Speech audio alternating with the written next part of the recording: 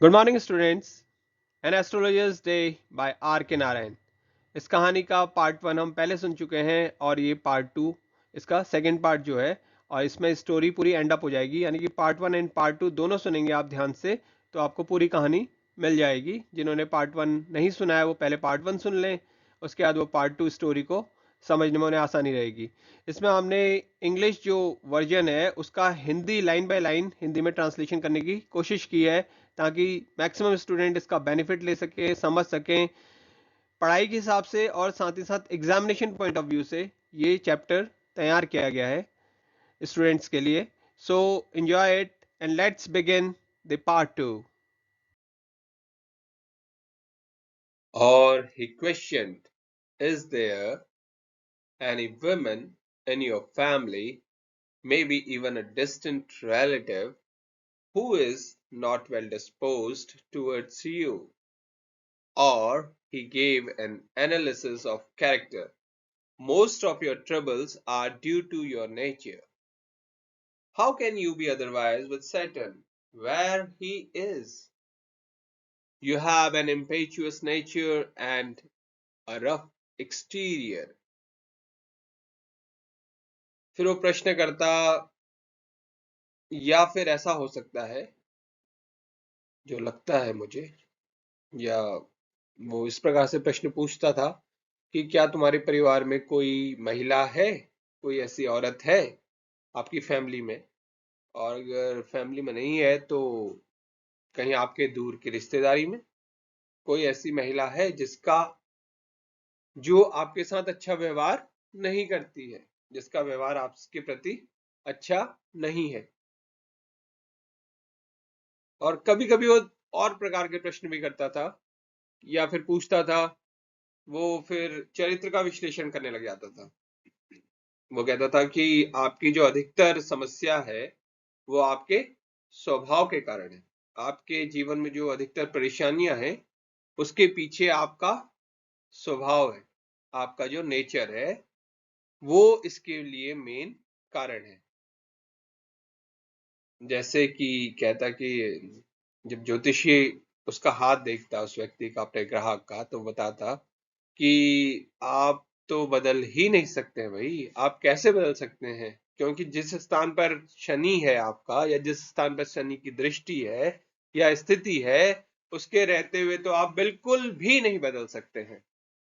तुम्हारा स्वभाव तो ऊपर से तो तुम्हारा स्वभाव अंदर से तो चंचल है, तुम बड़े जल्दबाजी में रहते हो, लेकिन ऊपर से तुम्हारा जो स्वभाव है, ऊपर से जो तुम दिखते हो वो बड़े ही कठोर लगते हो। अंदर से तो आप बड़े चंचल हैं, बड़े जल्दबाजी वाले हैं, लेकिन ऊपर से ऐसा लगता है, जब आपको सिर्फ जो बाहरी दिखावा है, जो बाहर से दिखते हो आप, बाहर से ऐसा लगता है कि आप कुछ करना नहीं चाहते हैं, आप बड़े कठोर महसूस होते हैं, जबकि भीतर से तो आप काफी चंचल प्रकृति के हैं, या फिर आप बहुत ही जल्दबाजी वाले हैं, बिना सोचे समझे काम कर देने वाले हैं। This endeared him to their hearts immediately, for even the mildest of us loves to think that he has a forbidding exterior.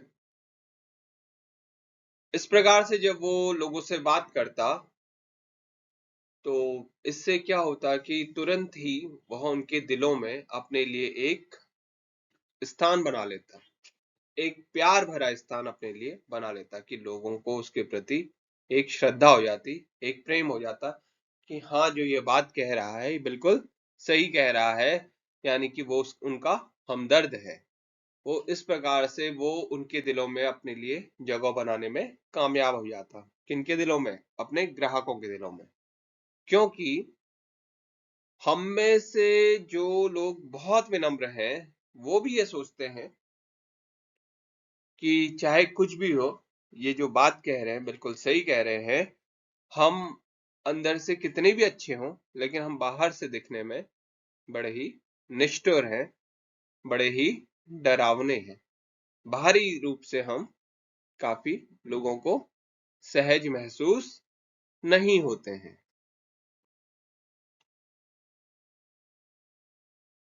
The nuts vendor blew out his flare and rose to go home. This was a signal for the astrologer to bundle up too, since it left him in darkness except for a little shaft of green light which strayed in from somewhere and touched the ground before him. He picked up his cowrie shells and paraphernalia and was putting them back into his bag when the green shaft of light was blotted out. He looked up and saw a man standing before him. अब nuts vendor जो word है वो ground नट vendor के लिए use हुआ है, जो ground nuts यानी कि मूंगफली बेचा करता है, उस मूंगफली के विक्रेता के लिए बात करी गई है कि उसने अपनी जो मशाल है, जो वो आग जिससे रोशनी करता है अपनी दुकान में, उस आग को उसने अब ब्लू आउट यानी कि बुझा दिया था और अब वो अपने घर जाने के लिए तैयार हो गया या उठ खड़ा हुआ। अब वो वहां से अपना उसने सामान अपनी रोशनी बुझाई, मशाल की रोशनी बुझाई, अपनी दुकान क्लोज करी और फिर अब वो अपने घर जाने के लिए चल पड़ा। यह इस बात का इशारा था कि ज्योतिषी भी अपना सामान अब बांध ले। हमने शुरू में ही पढ़ा था कि ज्योतिषी ऐसा व्यक्ति था जिसके पास अपनी रोशनी की कोई व्यवस्था नहीं थी और वो आसपास अन्य दुकानों की रोशनियों पे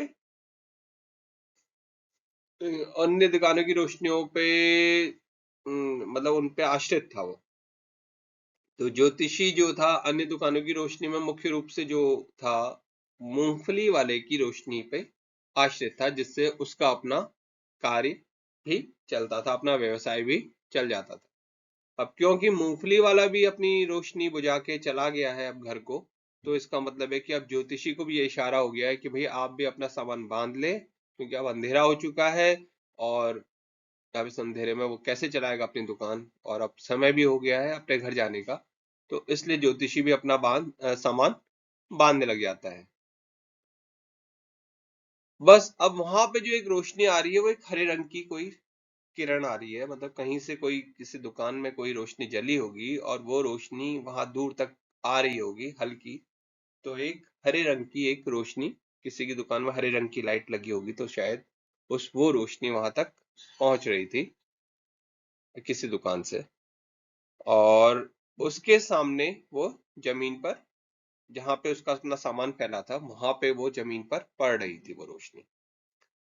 तो अब ज्योतिषी ने क्या किया कि वो भी अपने जो कौड़ियां हैं और जो भी सामान है उसका, जो हमने शुरू में सामान पढ़े थे उसके जो व्यवसायिक उपकरण है, वो उन सामानों को अब समेट कर अपने थैले में भरने लग गया। तभी क्या हुआ कि वो जो हरी रोशनी वहां से आ रही थी, जो किरण आ रही थी, जो दूर से कोई रोशनी उसकी दुकान पे पड़ रही थी या आसपास कहीं से पड़ रही होगी किसी दुकान से, तो वो जो रोशनी आ रही थी वो अचानक से गायब हो गई। गायब होगी का मतलब है कि उस रोशनी के आगे कोई व्यक्ति आके खड़ा हो गया। तो ऐसे में क्या हुआ कि जो वहां पे रोशनी कम हो गई या अंधेरा हो गया एकदम अचानक, तो उस वक्त ज्योतिषी ने देखा, अपना सिर ऊपर किया, ही लुक्ड अप, और उसने वहां पे जब उसने ऊपर देखा तो उसने देखा कि सामने एक आदमी खड़ा हुआ है। उसके सामने एक आदमी खड़ा था, उस जिसके कारण वो रोशनी रुक गई थी आना। He sensed a possible client and said, "You look so careworn. It will do you good to sit down for a while and chat with me." The other grumbled some vague reply. The astrologer pressed his invitation, whereupon the other thrust his palm under his nose, saying, "You call yourself an astrologer?" The astrologer felt challenged and said, tilting the other's palm towards the green shaft of light, "Yours is a nature—" "Oh, stop that," the other said. "Tell me something worthwhile." Our friend felt piqued. उसको, जिस व्यक्ति को ज्योतिषी ने देखा, जिसने उसके सामने पड़ रही हरी रोशनी को, वो जो बाहर दूर से रोशनी आ रही थी, उस रोशनी को जिसने ब्लॉक कर दिया था, अचानक रोक दिया था, और जो व्यक्ति उसके सामने, जब उसने सिर उठा के देखा कि ऊपर की, हाँ, एक व्यक्ति खड़ा है उसके सामने, तो उसने उसको अपना संभावित ग्राहक समझ लिया। उसने अनुमान लगाया कि ये पक्का कोई ग्राहक है, ये किसी परेशानी में है और इसलिए मेरे पास अभी आया है। तो उसने उससे कहा, ज्योतिषी ने, तुम बड़े परेशान दिखाई पड़ते हो, तुम ऐसा करो, थोड़ी देर यहाँ पे बैठो और मुझसे बात करो, और मुझे लगता है कि इससे तुम्हें फायदा होगा। तो दूसरा जो व्यक्ति था, जो व्यक्ति यहाँ पे अभी पहुंचा है, जो अजनबी व्यक्ति है, वो कुछ बड़बड़ाया, लेकिन जो वो बोला वो एक अस्पष्ट उत्तर था, यानी कि वो समझ नहीं आया कि क्या बोला उसने। सम वेग रिप्लाई, वेग means not clear, it was not clear. तो ये अनक्लियर जो रिप्लाई था, उसको कहा गया यहाँ पे कि उसने जो बोला वो उत्तर स्पष्ट नहीं था। ज्योतिषी ने अपनी बात पर फिर जोर डाला। इस पर दूसरा जो व्यक्ति था, अजनबी जो व्यक्ति था, उसने अपने नाक के वहां पे ऐसे मुंह पे हाथ लगाया, समझ लीजिए नाक पे जो लिखा गया है, with thrust his palm under his nose। तो आप इसको ऐसे समझ लीजिए कि उसने अपना जो हथेली है, ऐसे अपने नाक पे मुंह की तरफ को रगड़ी, और तो उसने इस प्रकार से उसने कहा कि क्या तुम अपने आप को ज्योतिषी समझते हो? मतलब उसने एक हिसाब से कहा कि अच्छा, तुम तो अपने आप को ज्योतिषी कहते हो। जब उसने इस प्रकार से ज्योतिषी को कहा, तो उसने एक हिसाब से ज्योतिषी को ये एक चुनौती जैसी महसूस हुई, उसको एक चैलेंज जैसा फील हुआ कि यार ये तो मुझे चुनौती दे रहा है, मतलब ये इसके पास कोई ऐसा प्रश्न है जिसका इसको लगता है उत्तर मिल नहीं पाएगा, शायद इसको इस उत्तर को ये काफी समय से ढूंढ रहा है, इस परेशानी में बहुत समय से है, और इसको ये प्रश्न, हो सकता है इसने कई लोगों से मिला हो और इसके प्रश्न का, इसकी समस्या का समाधान ना हुआ हो, क्योंकि उसने इस टोन में उससे कहा था कि अच्छा, तो तुम तो अपने आप को ज्योतिषी कहते हो। तो ज्योतिषी को ये बात एक चैलेंज सी महसूस हुई। तो उसने किया कि जो व्यक्ति उसके सामने आया था, जो अजनबी व्यक्ति था उसके सामने, जो दूसरा व्यक्ति था, उसने उसकी हथेली को अपने हाथ में लिया, पकड़ा, और उसकी हथेली वो हरी रोशनी की तरफ मोड़कर देखने लगा। फिर वो कहने लगा, तुम्हारा जो स्वभाव है ना,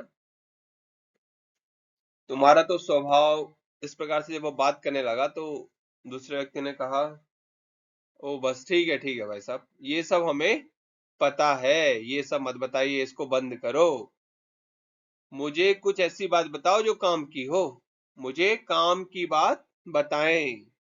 और जब वो ऐसा कहने लगा, तो इससे क्या हुआ कि ज्योतिषी को, क्योंकि उसने सीधा कहा ऐसा, तो ज्योतिषी जो है, जिसको यहाँ पे लेखक द्वारा, आर के नारायण जी ने जिसको आर फ्रेंड के रूप में यहाँ पे प्रस्तुत किया है, आर फ्रेंड इसलिए कहा है कि शुरू से हम इसके इसके साथ हम एक तारतम्यता बना रहे हैं, तो अवर फ्रेंड, हमारे मित्र को, जो उसका अभिमान था, उसको बड़ी चोट लगी, वो बड़ा नाराज हुआ अंदर से, उसको अंदर से महसूस हुआ कि यार ये तो बड़ा चैलेंज टाइप का कर रहा है और बेइज्जती कर रहा है मेरी करके। I charge only 3 pies per question, and what you get ought to be good enough for your money. At this, the other withdrew his arm, took out an anna, and flung it to him, saying, I have some questions to ask. If I prove, if I prove you're bluffing, you must return that anna to me with interest. उसने, ज्योतिषी ने कहा उससे, जब उसको ऐसा महसूस हुआ कि यार ये तो मुझे भयंकर तरीके से चैलेंज कर रहा है, और मतलब इसको ऐसा लगता है कि जो मैं आंसर दूंगा वो सही नहीं होगा करके, तब उसने, ज्योतिषी ने उससे बात करी और उसने कहा कि मैं हर प्रश्न के लिए 3 पाई लेता हूं, और जो तुम्हें मैं उत्तर दूंगा, जो मैं तुम्हें बताऊंगा, वो मैं समझता हूँ कि जो तुम पैसे दे रहे हो मुझे उसके हिसाब से काफी अच्छा ही होगा, यानी कि काफी अच्छा होना चाहिए, मैं ये समझता हूँ। ought to be good enough। तो ये आपके पैसे के बदले जो आपको मिलेगा वो काफी अच्छा होगा, यानी कि आपको एक बढ़िया उत्तर मैं आपको दूंगा। इस पर दूसरे ने, जो दूसरा व्यक्ति है, उसने अपना हाथ पीछे खींचा और उसने एक आना निकाला और उस आने को उसकी तरफ के उछाल के फेंक दिया, जैसे हम टॉस करते हैं सिक्के को रख के। आप ऐसे समझ लीजिए कि उसने उछाल के उसकी तरफ फेंक दिया, टॉस तो नहीं किया, हाथ से उछाल के उसकी तरफ डाल दिया होगा।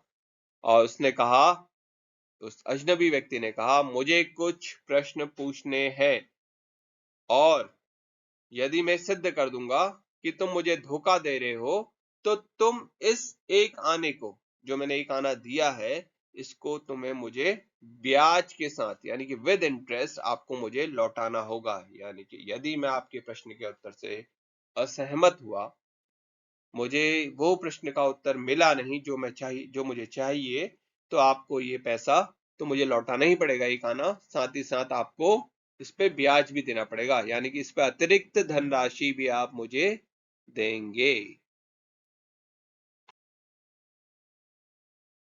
If you find my answers satisfactory, will you give me 5 rupees? No. Or will you give me 8 annas? All right, provided you give me twice as much if you are wrong, said the stranger. The pact was accepted after a little further argument. The astrologer sent up a prayer to heaven. अब यहाँ पे इन दोनों में अब फिर बात शुरू हो गई है। तो इसमें ज्योतिषी कहते हैं कि यदि तुम्हें मेरे उत्तर जो है सेटिस्फैक्ट्री, संतोषजनक लगे, तो तुम मुझे 5 रुपये दोगे। क्या आप मुझे 5 रुपये देंगे अगर आप मेरे आंसर से सेटिस्फाई हो जाएंगे, मेरे उत्तरों से आप संतुष्ट हो जाएंगे, तो क्या आप मुझे 5 रुपये देंगे? ज्योतिषी द्वारा ये पूछा गया। तो स्ट्रेंजर ने कहा, नहीं, बिल्कुल नहीं, नहीं दूंगा। फिर ज्योतिषी ने दोबारा पूछा, तो क्या आप मुझे 8 आने दोगे? मतलब जो मैं उत्तर दूंगा उस प्रश्न के उत्तर से, जो आपने प्रश्न पूछा है उसका मैं जो उत्तर दूंगा, उस उत्तर से यदि आप संतुष्ट हो गए तो आप मुझे 8 आने दोगे। 5 रुपए से सीधे 8 आने पे बात आ गई। 8 आना मतलब 50 पैसा। तो उसने कहा, ठीक है, ठीक है, बिल्कुल ठीक है, पर एक शर्त भी है इसके साथ। प्रोवाइडेड दैट का मतलब प्रोवाइडेड जो है उसका मतलब है एक शर्त भी है उसके साथ। कंडीशन लगा दी कि ठीक है, दूंगा, 8 आने दूंगा, पर यदि तुम गलत हुए तो तुम मुझे उसका दुगुना दोगे, 8 आने का दुगुना। ठीक है, 8 आने के दुगुने दोगे तो 8 दूनी 16, 8 आने का दुगुना हो गया 16 आना, यानी कि 1 रुपया। 8 आना होता है 50 पैसा और 16 आना हो गया 1 रुपया, तो 1 रुपया आप देंगे मुझे। इस पे उन दोनों की बात जो है ओके हो गई है। अब अजनबी ने कहा, ठीक है, आप मुझे दुगुना दे देना अगर आप गलत हो गए तो। उसने कहा, ठीक है। मतलब यहाँ पे दोनों में थोड़ी सी बहस, दोनों ने आपस में थोड़ी देर तक तू मैं मतलब हाँ ना हुई उनमें, और फाइनली उनमें ये पैक्ट हो गया, यानी कि समझौता हो गया, और उन दोनों ने इस बात को स्वीकार कर लिया कि चलिए ठीक है, इतने पे हमारी बात तय हो गई।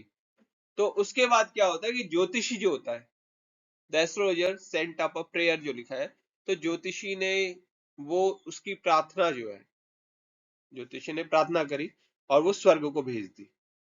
ज्योतिषी ने वो आकाश की तरफ भेज दी कि भाई ठीक है, हम तुम्हारे प्रश्न को भेज रहे हैं, इसका उत्तर अभी आ जाएगा।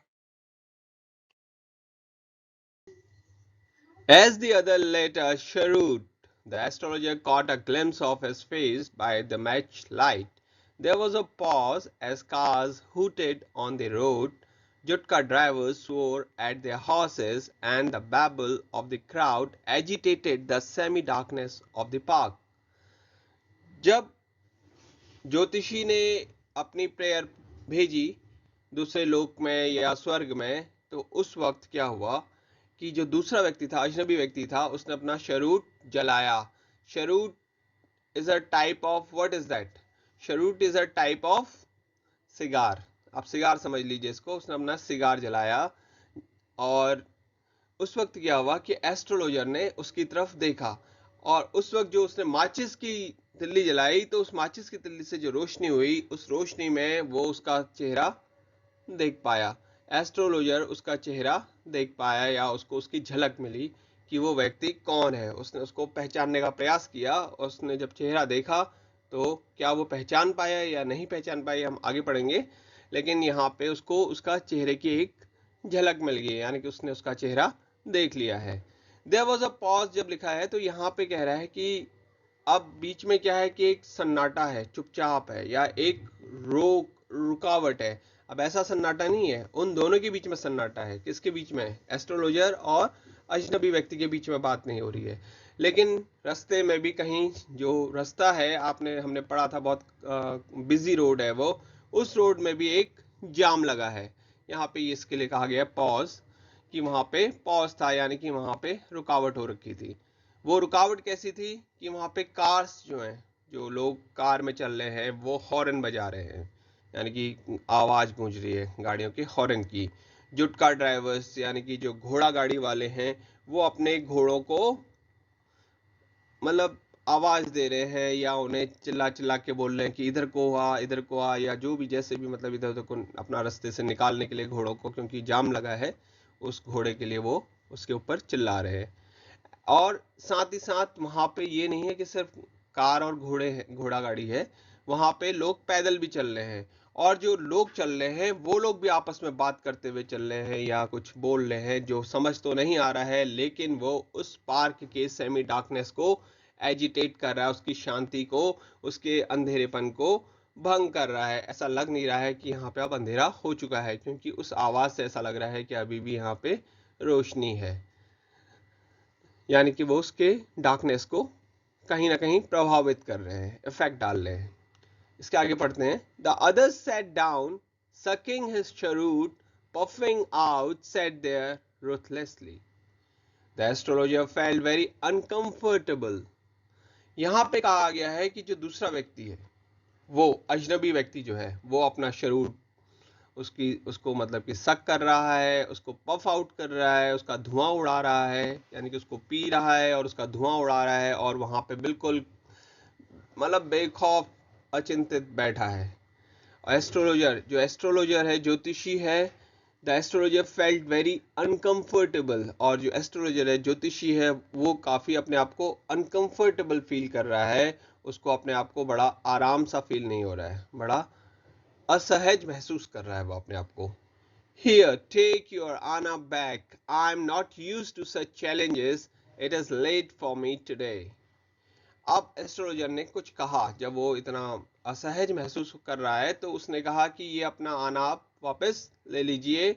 मुझे ऐसे चैलेंजों का कोई अभ्यास नहीं है, मैं ऐसे चैलेंजेस नहीं लेता हूँ। मेरे को ऐसा कोई अनुभव भी नहीं है कि किसी ने मुझे कभी चैलेंज किया हो इस प्रकार से, और मैं उसको चैलेंज के साथ उसके भिड़ गया हूँ कि नहीं, हाँ मैं करके दिखाऊंगा। ऐसा मुझे कोई अनुभव नहीं है और भाई मैं नहीं करूंगा। आप अपना पैसा वापस लीजिए, अपना आना वापस लीजिए।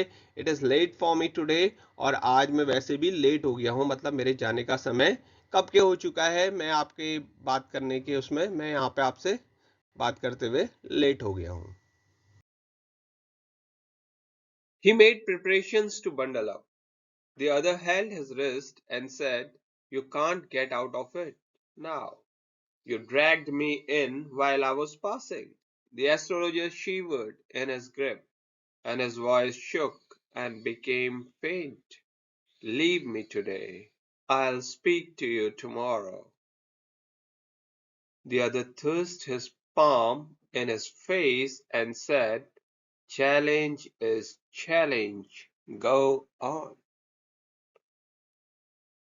अब ज्योतिषी ने उसकी तरफ को आना बढ़ा दिया उसका, और वो अपना सामान बांधने का शुरू कर दिया। उसने अपना प्रिपरेशन की, फटाफट अपना सामान रखो, अपना बैग बांधो, झोला बांधो, अपना थैला बांधो और आगे बढ़े करके। तो दूसरा व्यक्ति जो है, अजनबी जो है, जो व्यक्ति उसके सामने आया था, उसने उसकी कलाई पकड़ ली, ज्योतिषी की काम करने से उसको रोक दिया और कहा, अब तुम अपनी बात से मुकर नहीं सकते हो भाई साहब। मैं तो यहां से गुजर रहा था, मैं इस रास्ते से गुजर रहा था, तुमने मुझे यहाँ पर रोका और तुमने कहा मुझसे कि क्या कहते हैं भाई, आप बैठो, आप मेरी बात सुनो। आपने कहा नहीं कहा?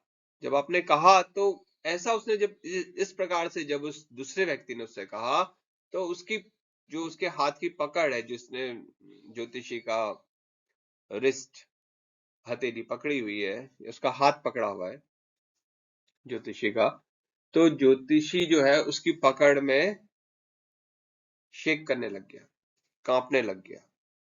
ठीक है। और शिवरिंग करने लग गया, कांपने लग गया, और उसकी आवाज भी जो है वो भी कांपने लग गई, और उस आवाज जो है उसकी धीमी पड़ गई है। वो आवाज जो है कमजोर हो रही है उसकी। वो कहता है भाई आज मुझे छोड़ दो यार, मैं कल तुमसे बात करूंगा। तो जो दूसरा व्यक्ति है, जो अजनबी व्यक्ति है, उसने अपनी हथेली जो है उसके आगे कर दी। किसके? ज्योतिषी के आगे, उसके मुंह की तरफ कर दी। उसने कहा भाई चुनौती चुनौती होती है, अब तुम ऐसा है जो तुमने प्रार्थना भेजी है, अब बताओ तुम क्या हुआ उसका। अब तुम्हें जो बताना है आप वो बताइए, आप इससे बाहर नहीं जा सकते हैं अब आप। The astrologer proceeded with his throat drying up. There is a woman. Stop, said the other. I don't want all that. Shall I succeed in my present search or not? Answer this and go. Otherwise, I will not let you go till you disgorge all your coins. The astrologer muttered a few incantations and replied, all right, I'll speak, but will you give me a rupee if what I say is convincing? Otherwise, I will not open my mouth and you may do what you like. अब ज्योतिषी जो है आगे बोलने लगा। अब उसका जो गला है वो भी सूख गया है। ज्योतिषी कहने लगा कि एक औरत है। तो जब वो ऐसा कहने लगा तो दूसरा व्यक्ति बोला रुक जाओ, रुक जाओ, मेरे को ये सब बात नहीं चाहिए, मैं कुछ नहीं सुनना चाहता ऐसा सब कुछ, मुझे ये सब की कोई बात नहीं। तुम मुझे ये बताओ कि जो मैं इस वक्त, जो मैं खोज रहा हूं, जिसकी मेरे को तलाश है, क्या मैं उसकी तलाश में सफल हो पाऊंगा या नहीं, ये बताओ। इसका उत्तर दो और उसके बाद तुम अपना चलते बनो, नहीं तो मैं तुम्हारे सारे सिक्के जो है, जितने भी सिक्के हैं वो सारे तो मैं तुम्हें से उड़लवा लूंगा यहाँ पे, मतलब निकलवा लूंगा, मतलब मैं आपके सारे सिक्के ले जाऊंगा, छीन लूंगा आपसे वही। और इस प्रकार से जब वो कहता है कि सारे, मतलब मैं तुम्हें तभी जाने दूंगा जब क्या कहते हैं तुम्हारे सारे सिक्के तुमसे छीन लूंगा या तुमसे ले लूंगा। तो ज्योतिषी जो है उसने कुछ मंत्र बड़बड़ाए। ज्योतिषी ने उसके बाद कहा कि चलो अब निकलने का तो कोई रास्ता है नहीं, तो फिर ज्योतिषी ने अपना कुछ मंत्र बड़बड़ाए और उत्तर दिया, ठीक है मैं बताऊंगा। ये कहा उसने, ज्योतिषी ने, और फिर उसने उससे एक बात कही कि यदि जो मैं तुमसे कहूंगा अगर वो तुम्हें ठीक लगे, इससे तुम कन्विंस हो जाओ, ठीक है, तुम्हें भरोसा हो जाए कि जो मैं कह रहा हूं सही कह रहा हूं, तो क्या तुम मुझे 1 रुपया दोगे?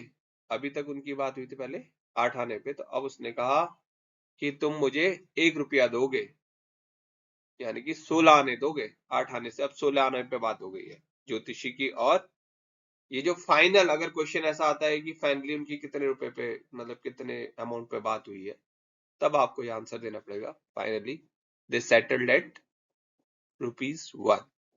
1 रुपीज, यहाँ पे ₹1 लिखा है, तो 1 रुपए में ये बात सेटल हुई है फाइनली।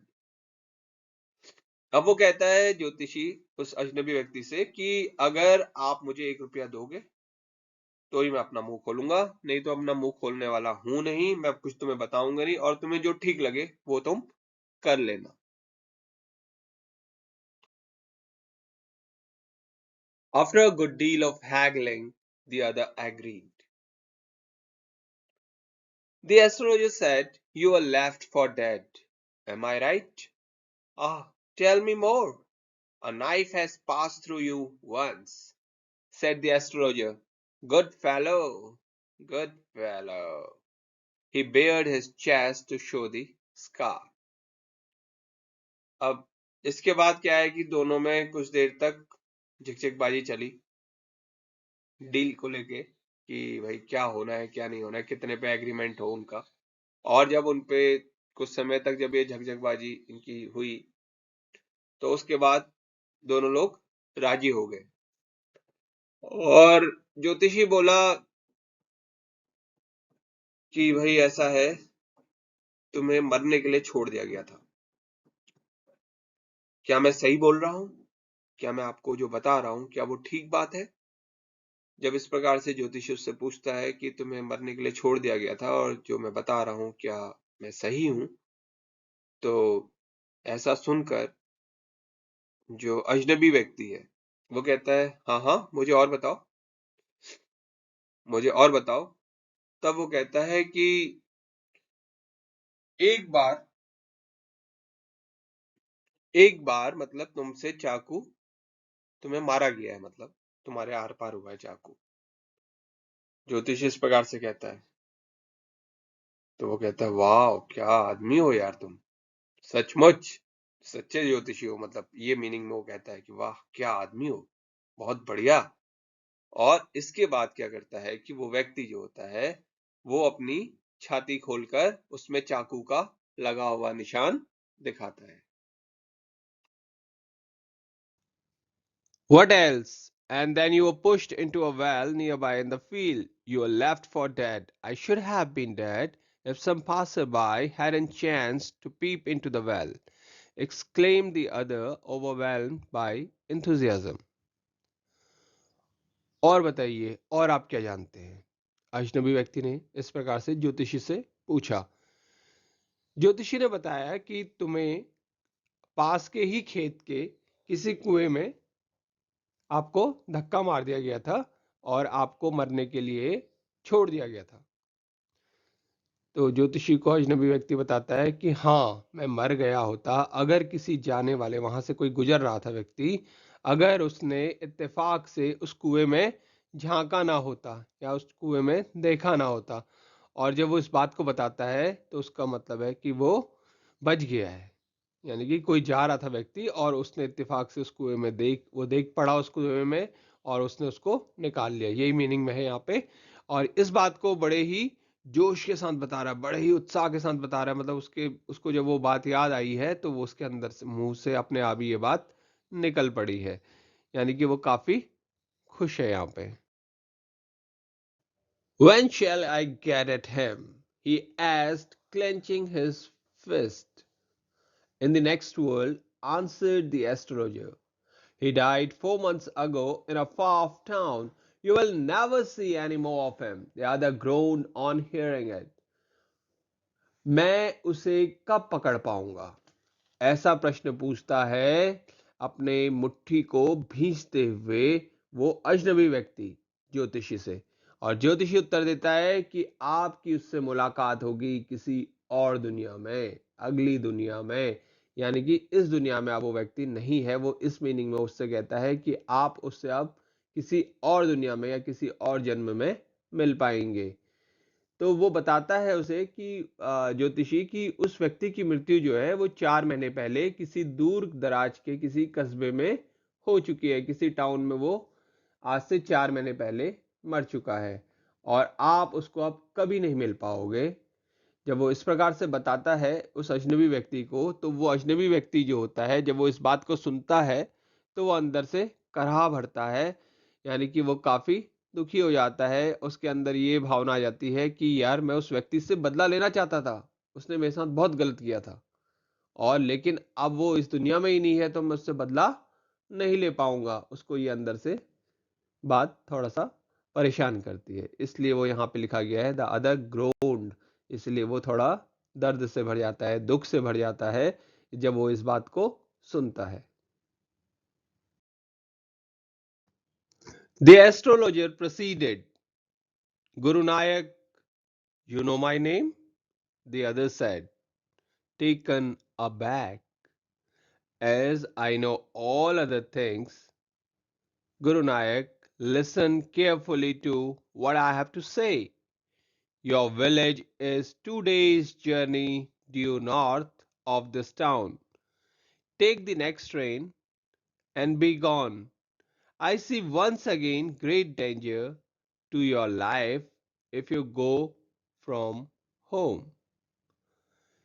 यहाँ पे अब कहानी को जब यहाँ पे ये बता दिया गया एस्ट्रोलॉजर द्वारा कि उस व्यक्ति की तो मृत्यु हो चुकी है जिसे आप ढूंढ रहे हैं, जिसके लिए आप इधर उधर दौड़ रहे हैं, इतनी आपकी सर्च चल रही है, जब वो इस बात को बताता है तो उसके बाद एस्ट्रोलॉजर का जो उस व्यक्ति के प्रति वो है, यहाँ पे आप एस्ट्रोलॉजर उस व्यक्ति, उस अजनबी व्यक्ति के को ओपन करता है कि वो अजनबी व्यक्ति है कौन असल में, उसकी आइडेंटिटी यहाँ पे डिस्क्लोज हो रही है।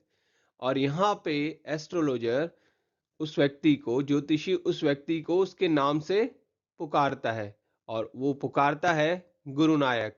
जब वो इस शब्द को बोलता है गुरु नायक करके, जब वो उसको संबोधित करता है अजनबी व्यक्ति को, तो वो अजनबी व्यक्ति टेकन अबैक का मतलब है कि वो आश्चर्य से भर जाता है, उसको एकदम अचानक आश्चर्य होता है कि अरे, उसको एक झटका जैसा लगता है, और वो कहता है कि आप मेरा नाम जानते हो, तुम मेरा नाम जानते हो?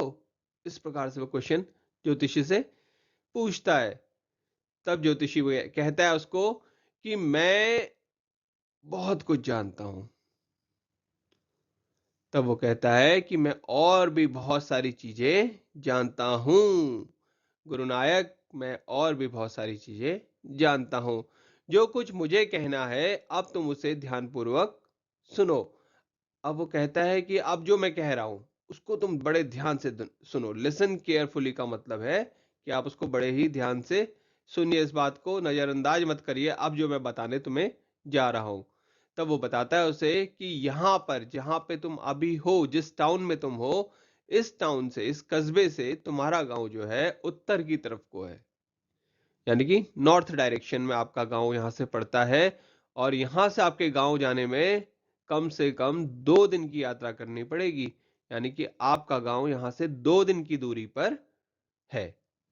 तो अब वो कहता है उसको कि आप अगली ट्रेन पकड़ लीजिए, जो अगली ट्रेन है आप उस ट्रेन को पकड़ लीजिए, यानी कि उसका गांव इतना दूर है कि यहाँ से वहां ट्रेन से जाना पड़ेगा। यहाँ पे ये बात भी कही गई है कि वो बस वर्ड यूज नहीं किया, यहाँ पे ट्रेन यूज किया है। तो वो कहता है कि आप अपनी अगली ट्रेन पकड़ लीजिए। और फिर वो कहता है कि यदि तुम अब घर घर से बाहर निकलते हो, यदि तुम अपना गांव छोड़ते हो, अपने घर से बाहर आते हो, अपना घर छोड़ के कहीं और जाते हो ढूंढने के लिए इधर उधर, तो मुझे तुम्हारे लिए एक बहुत बड़ा खतरा भी दिखाई दे रहा है। तब वो कहता है मुझे लगता है कि अब आपके जीवन में एक और फिर से कोई बड़ा खतरा आने वाला है, यानी कि एक बार तो आप पे चाकू से हमला भी हो चुका है, आपको कुएं में गिरा भी दिया गया, आपको मरने के लिए छोड़ भी दिया गया है, उससे तो आप बच गए, लेकिन और वो व्यक्ति भी अब इस दुनिया में नहीं है जिससे आपने बदला लेना था। लेकिन अगर अब आप अपने गांव छोड़ के फिर कहीं इधर उधर घूमेंगे, तो फिर ऐसा महसूस हो रहा है, मुझे ऐसा दिखाई दे रहा है गुरु नायक। अब वो क्योंकि उसने उसका नाम भी लिया है, तो वो थोड़ा उसमें और क्या बोलते हैं, अजनबी व्यक्ति जो है उसके ग्रिप में आ गया है ज्योतिषी के, और वो उसको भरोसा हो रहा है कि ज्योतिषी जो बात कह रहा है ये आदमी बहुत कुछ जानकार है, क्योंकि इसने मेरा पूरा इतिहास खोल के रख दिया है। और अब इतिहास तो छोड़िए, वो मेरा नाम भी जानता है, क्योंकि मैं इतने दूर तो कभी आया नहीं था, मैं इस क्षेत्र में तो पहली बार आया हूँ, इस कस्बे में पहली बार आया हूँ, इस टाउन पे। और यहाँ पे ये व्यक्ति मतलब मेरा नाम भी जान रहा है और ये बता भी रहा है। तब वो उसकी बात सुन रहा होता है, तब ज्योतिषी इस चीज को मतलब और जोर दे के कहता है कि अब मुझे तुम्हारे ऊपर एक और बड़ा खतरा भविष्य में देख रहा हूं, यदि तुम अपना गांव छोड़ के कहीं बाहर निकलते हो, यानी कि आप अपना गांव छोड़ के कहीं इधर उधर मत जाना, इस प्रकार का ज्योतिषी उसको कहता है। He took out a pinch of sacred ash and held it out to him. Rub it on your forehead and go home. Never travel southward again, and you will live to be 100. Why should I leave home again? The other said reflectively. I was only going away now and then to look for him and to choke out his life if I met him. इसके बाद ज्योतिषी अब एक चुटकी पवित्र राख को या पवित्र भस्म को निकालता है और वो उसकी तरफ को आगे बढ़ा देता है, उसके हाथ की तरफ को, कि इसको लो करके, और उसके बारे में वो कहता है कि आप इसे अपने माथे पर लगा लो और अपने घर को चले जाओ। इसको अपने माथे पर रगड़ लो या लगा लो या मल लो, और इस राख को आप अपने माथे पर लगाने के बाद अपने गांव को चले जाओ, और अपने घर जाओगे तो आप 100 साल तक जिंदा रहोगे। इसके बाद वो कहता है कि आप कभी भी नेवर ट्रेवल साउथवर्ड अगेन का मतलब है कि आप फिर कभी भी दक्षिण दिशा की तरफ, यानी कि साउथ की तरफ, आप, उसका गांव जो है नॉर्थ में है, अभी बताया था हमने, तो वो कहता है कि आप साउथ की तरफ आप कभी दोबारा सफर यात्रा मत करना, आप इधर को आने का कभी विचार मत करना। ये वो इस प्रकार से कहता है। इस पर अजनबी व्यक्ति कहता है कि मैं अपना गांव क्यों छोड़ूंगा, अब मैं क्यों आऊंगा, मुझे अब अपना घर छोड़ के कहीं जाने की जरूरत क्या है। वो इस प्रकार से तुरंत उसका उत्तर रिफ्लेक्ट कर देता है, प्रत्यावर्तित कर देता है। तो वो प्रत्यावर्तन में ये उत्तर देता है कि मैं अपना गांव अब छोड़ के नहीं आऊंगा। वो कहता है मैं तो पहले बार बार आता रहता था, आता जाता रहता था, अपने गांव जाता था फिर आता था, तो मैं सिर्फ उस व्यक्ति को ढूंढने आता था कि वो कभी मुझे मिलेगा और मैं उसकी जान ले लूंगा या उसको मार डालूंगा या उसका गला घोट दूंगा। इस प्रकार से वो अपना बदला लेना चाहता था। अब लेकिन क्योंकि उसको पता लग गया है कि वो व्यक्ति है ही नहीं, तो अब वो किस लिए आएगा, इस मीनिंग में वो कहता है कि अब मैं अपना गांव छोड़ के मैं अपना घर दोबारा क्यों छोड़ूंगा। इस प्रकार से वो ज्योतिषी से बताता है। He shook his head regretfully. He has escaped my hands. I hope at least he died as he deserved. Yes, said the astrologer. He was crushed under a lorry. The other looked gratified to hear it. उसने अपना सिर पछतावे में हिलाया या खेद में हिलाया, खेदपूर्वक हिलाया। वह मेरे हाथों से बच गया। मुझे आशा है कि वह जिस लायक था उसे उसी तरह की मौत मिली होगी।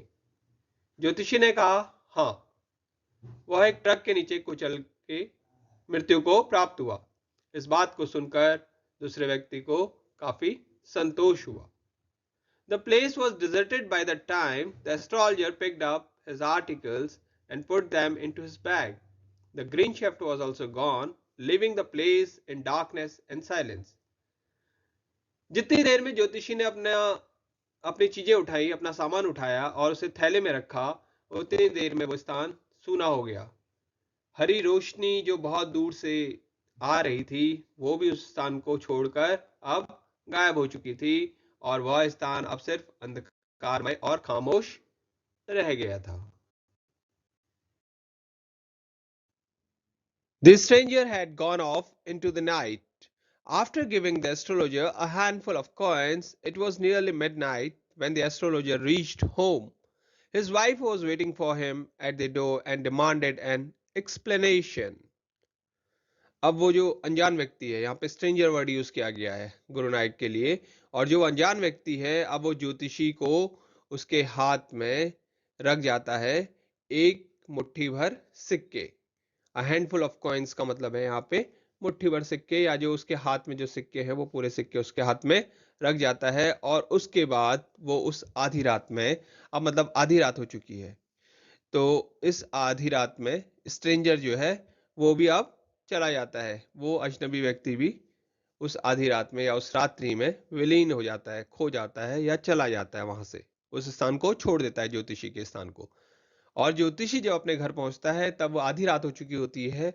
उसकी पत्नी उसके लिए दरवाजे पर अभी भी खड़े होकर प्रतीक्षा कर रही होती है कि अभी तक उसका पति पहुंचा नहीं है करके। तो उसकी वाइफ वहां पे दरवाजे पे खड़ी है, और जब वो पहुंचता है अपने घर में आधी रात को, तब वो कहता है, तब उसकी पत्नी उससे पूछती है कि भाई आज क्या कारण हो गया, आप इतने लेट क्यों आए हैं, अपना इसका कारण मुझे बताओ। तो ये डिमांडेड एन एक्सप्लेनेशन का मतलब ये है। He flung the coins at her and said, "Count them." One man gave all that, 12.5 annas, she said, counting. She was overjoyed. "I can buy some jaggery and coconut tomorrow. The child has been asking for sweets for so many days now. I'll prepare some nice stuff for her." यहाँ पर बताया गया है कि ज्योतिषी जब आधी रात को अपने घर पहुंचता है, उसकी वाइफ दरवाजे पर उसका वेट कर रही है, और जब उससे प्रश्न पूछती है तो प्रश्न के उत्तर में वो उसकी तरफ सारे सिक्के बढ़ा देता है, यानी कि सारे सिक्के उसके हाथ में डाल देता है, और वो कहता है कि ये जो सारे सिक्के हैं ये किसी ने मुझे, किसी एक व्यक्ति ने दिए हैं। तब उसकी पत्नी जो है उसको काउंट करने के बाद बताती है कि ये 12.5 आनास, यानी कि 12.5 आने हैं। और वो बहुत खुश हो जाती है, बहुत ही खुश हो जाती है, और वो कहती है कि कल मैं कुछ गुड़ और कुछ नारियल खरीदूंगी। जो बिटिया है, जो बच्ची है, वो कई दिनों से, फॉर सो मेनी डेज का मतलब है कई दिनों से, वो मिठाई के लिए कह रही थी कि मम्मा कुछ मीठा लेके आना, या कुछ मिठाई लेके आना, या कुछ खिलाना। तो वो कहती है कि जब मैं कल ये नारियल और गुड़ लेके आऊंगी तो मैं उससे कोई बहुत बढ़िया चीज तैयार करूंगी, या बहुत बढ़िया चीज बनाऊंगी। The swine has cheated me. He promised me a rupee, said the astrologer. She looked up at him. "You look worried. What is wrong?" "Nothing." यहाँ पे ज्योतिषी ने कहा कि उस सुअर ने मुझे ठग लिया, उसने मुझे धोखा दिया। उसने मुझे प्रॉमिस किया था कि यदि वो मेरे आंसर से संतुष्ट होगा तो वो मुझे 1 रुपया देगा। 16 आने पे बात हुई थी उनकी, और यहाँ पे उसने उसको 12.5 आने दिए थे। इसलिए उसने इस प्रकार से कहा है ज्योतिषी ने कि उस स्वाइन ने, स्वाइन मतलब सुअर ने, मुझे ठगा है, उसने मेरे साथ धोखेबाजी की है। She looked up. इसके बाद उसकी पत्नी जो है वो उसकी तरफ देखती है और पूछती है ज्योतिषी से कि तुम काफी चिंतित दिखाई दे रहे हो, क्या कुछ गड़बड़ है? इस पे ज्योतिषी कहता है, नहीं नहीं, कुछ नहीं है। After dinner, sitting on the pole, he told her, "Do you know, a great load is gone from me today. I thought I had the blood of a man on my hands all these years. That was the reason why I ran away from home, settled here, and married you." Dinner करने के बाद जब वो प्योल पे बैठा होता है, प्योल एक प्रकार का एलिवेटेड स्ट्रक्चर होता है, जो आप समझ लीजिए चारपाई नहीं है, लेकिन चारपाई जैसा ही ये बना होता है स्ट्रक्चर। उतना चौड़ा नहीं होता है चारपाई जितना, आप समझ लीजिए 2 फुट का चौड़ा होगा, और थोड़ा सा जमीन से ऊंचाई उसकी लगभग चारपाई के बराबर होगी।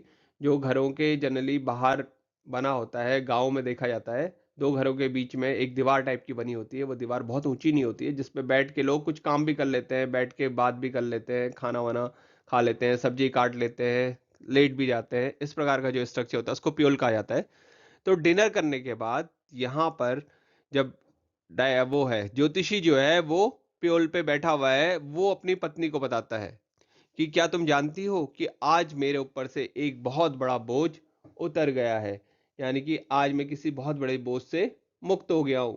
मैं सोचता था, इतने सालों से मैं सोचता था कि मेरे हाथ किसी व्यक्ति के खून से रंगे हुए हैं, यानी कि मैंने किसी व्यक्ति का मर्डर करा हुआ है। ऐसा मैं इतने समय से सोचता था। इस यही कारण था कि मैं अपने गांव से भाग गया था। वो ये भी बताता है कि किस कारण से वो अपने गांव से भागा। कई बार क्वेश्चन पूछा जाता है कि वो क्यों भाग गया अपने गांव से, तो वो ये कारण बता रहा है कि मैं इस कारण से अपने गांव से भाग गया था, क्योंकि मेरे दिमाग में था कि मैंने किसी व्यक्ति का खून किया है, किसी व्यक्ति के खून से मेरे हाथ रंगे हुए हैं, और यही कारण था कि मैं अपने गांव से भाग गया और मैं यहाँ इस कस्बे में आकर सेटल हो गया, यहाँ पे आके ठहर गया, या यहाँ आके बस गया, और मैंने यहाँ आके तुमसे विवाह कर लिया। ये कारण ज्योतिषी डिनर के बाद अपनी पत्नी को बताता है। He is alive, she gasped. You tried to kill? Yes, in our village when I was a silly youngster. We drank, gambled, and quarreled badly one day. Why think of it now? Time to sleep, he said, yawning and stretched himself on the pole. उसने कहा, ज्योतिषी ने बताया आगे कि वह जिंदा है। जिस व्यक्ति को उसने सोचा था कि उसका मर्डर हो गया है उसके ज्योतिषी के द्वारा, वो जिंदा है। तो उसकी जो वाइफ होती है वो बड़ी चैन की सांस लेती है, बड़ी गहरी सांस लेती कि अरे चलो, तुमने तो मेरी सांस ही रोक दी थी। इस मीनिंग में यहाँ पे लिखा गया है कि वो चैन की सांस लेती है, गहरी सांस लेती है, उसकी सांस रुकी हुई होती है। तब वो पूछती है, क्या तुमने उसको जान से मारने की कोशिश की थी? तब वो बताता है कि हाँ, जब मैं अपने गांव में रहता था। हमारे गांव की बात है, बोल बताता है वो। जब मैं एक बेवकूफ ऐसे युवा था, जब मेरे पास इतनी अकल नहीं थी, और युवापन में या जवानी के जोश में इस प्रकार से वो बात हुई थी, ये कहना चाहता है वो कहता है कि एक दिन हमने शराब पी, जुआ खेला और हमारा बुरी तरह झगड़ा हो गया। इतना भयंकर झगड़ा हो गया कि बहुत बुरा झगड़ा हुआ। फिर वो कहता है कि यार इसके बारे में क्या सोचना, अब तो सोने का टाइम हो गया है। और उसके बाद वो क्या करता है, यॉर्निंग यानी कि जम्हाई लेता है और अपने आप को प्योल पे फैला देता है, यानी कि वो प्योल पे तन के लंबा लेट जाता है और वहां पे सो जाता है। इस प्रकार से कहानी का अंत होता है। An Astrologer's Day by R. K. Narayan. Here the part 2 of the story is over.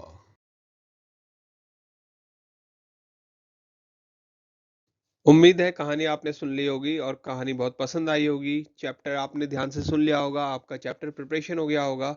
इसको दोबारा सुन लीजिए आराम से, ध्यान से, और मैं समझता हूँ दोबारा सुनने में आपको कहानी बहुत सही से समझ आ जाएगी, आपका चैप्टर प्रिपेयर हो जाएगा।